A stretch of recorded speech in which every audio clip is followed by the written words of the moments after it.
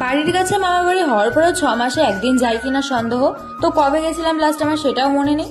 দাদু রোজ ফোন করে বলে আসো আসো আসো, কিন্তু আমার যাওয়াই হয় না। তো আজকে ভাবলাম ঠিক আছে চলো যাই একটু ঘুরে আসি। বাজারে যাওয়ার পরে বাসের জন্য দাঁড়িয়েছিলাম, তারপর ভাবলাম না বাসে যাবো না, বেকার গা গোলাবে। তারপর একটা অটো পেয়ে গেছি আর পৌঁছেও গেছি কিন্তু স্টেশনে। তো এখান থেকে এবার আমাকে টোটো ধরতে হবে, এই যে উঠে গেছি টোটোতে। আর যাওয়ার সময় একটা জিনিসই ভাবছিলাম, যদি বাসে আসতাম তাহলে হয়তো আমাকে আর খুঁজে পাওয়া যেত না। তো এসেই আমি দেখো ফার্স্টে আগে শুয়ে পড়েছি, কারণ শরীরটা এত খারাপ লাগছিল। তারপরে এখানে দিদা ছিল, মামি ছিল, বোন ছিল, আমরা সবাই মিলে এটাই গল্প করছিলাম। দিদা বলছিল আজকে কিন্তু বাড়ি যাওয়া হবে না তোমার।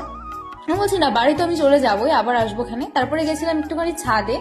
তো আমাদের বাড়িতে একটা আম গাছ আছে, গাছটা একটু বড় বলে আমি সেরকম ভাবে আম কখনোই পারি না। তো গাছটা দিদাদের ছাদের পাশেই ছিল, তাই গেছিলাম ছাদে। এখান থেকে দুটো আম পেড়ে নিয়েছিলাম খাওয়ার জন্য। আর এখানে কিন্তু মামি আমসত্ত্ব দিয়েছিল। তোমরা কে কে আমসত্ত্ব খেতে পছন্দ করো অবশ্যই আমাকে জানিও কমেন্টে। তো আজকের মতো এইটুকুই, দেখা হবে পরের একটা ভিডিওতে।